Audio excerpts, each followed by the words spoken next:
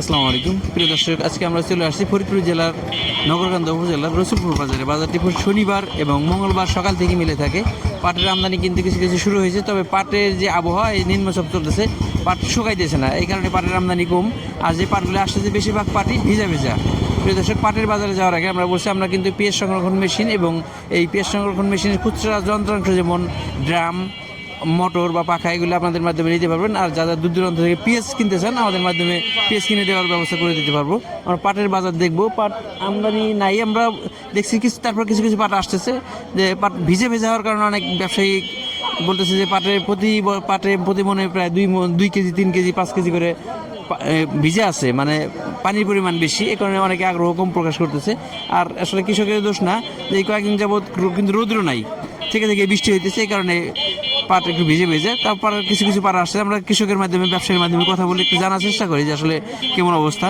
আমরা কথা বলার আগে বলছি যে এবছর পেঁয়াজে কিন্তু কৃষকরা ধরা, যে পাটে যদি কৃষকরা কিছু পয়সা পায় তাহলে হয়তো তাদের লসটা পোষানো সম্ভব। যদি পাটের দামও যদি কমে যায়, সরকারের এদিকে বিশেষভাবে খেয়াল করা লাগবে। যদি তারা পর্যাপ্ত টাকা না পায় বা খরচের টাকা না ওঠে, তাহলে কিন্তু কৃষক একবারে মারা পড়বে।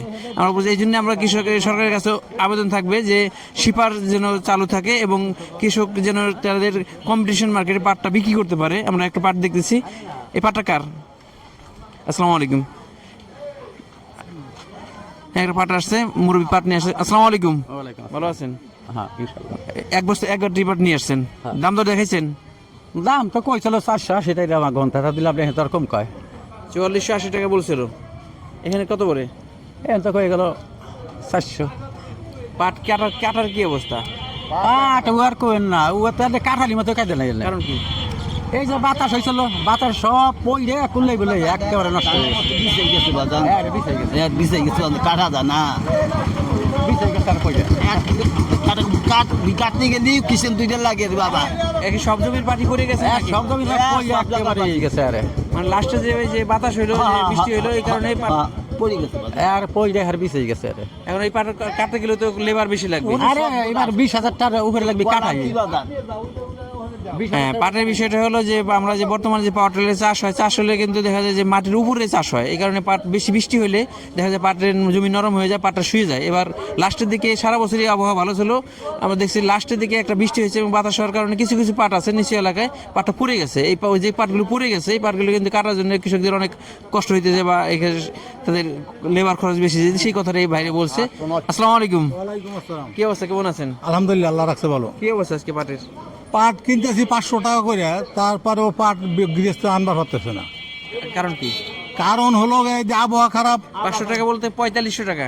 হ্যাঁ, 4500 হ্যাঁ, টাকা। 45 টাকা। আমরা কিন্তু অনেক জায়গায় দেখছি যে পাটের দাম কম বলে, কিন্তু সেই অনুযায়ী আমাদের ফরিদপুরে কিন্তু পাটের মান ভালো এবং দামটাও দেখলাম যে 4500 একবার খারাপ না।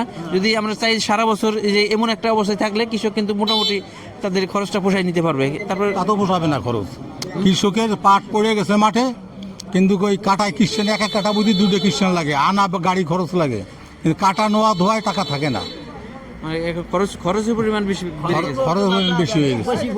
আমদানি কি মনে আজকে? আমদানি নাই তেরম, ম্যাঘ এই আবহাওয়ার জনিতই আমদানি হয় না। অনেক এলাকায় দেখলাম মোটামুটি কাটা শুরু হয়ে গেছে।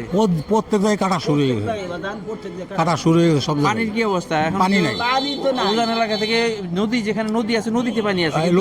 নদীর কাজে যারা তারা কাটতেছে, তাছাড়া কেউ কাটবার পারতেছে না। হ্যাঁ, বিষয়টা বলি যে আমাদের এখানে গুড়ি গুড়ি বৃষ্টি হয়েছে, কিন্তু পর্যাপ্ত বৃষ্টি বা বেশি পরিমাণ বৃষ্টি পাট দাগ দেওয়ার জন্য যে পরিমাণ পানি দরকার ওই পরিমাণ পানি কিন্তু নাই। হ্যাঁ, যেখানে নদী আছে, নদীতে উজানের পানি নামতেছে, ওই পানিটাই আছে, কিন্তু সেই অনুযায়ী আমরা দেখলাম যে পাট কাটার জন্য যে পর্যাপ্ত পানি দরকার সেই পানিটা পর্যাপ্ত পানি নাই। আমরা মোটামুটি ধারণা পেলাম, ব্যবসায়ীর মাধ্যমে কথা বললাম, কৃষকের মাধ্যমে কথা বললাম যে হয়তো 4400, 4500 বা 4300 এর মধ্যেই দেখলাম।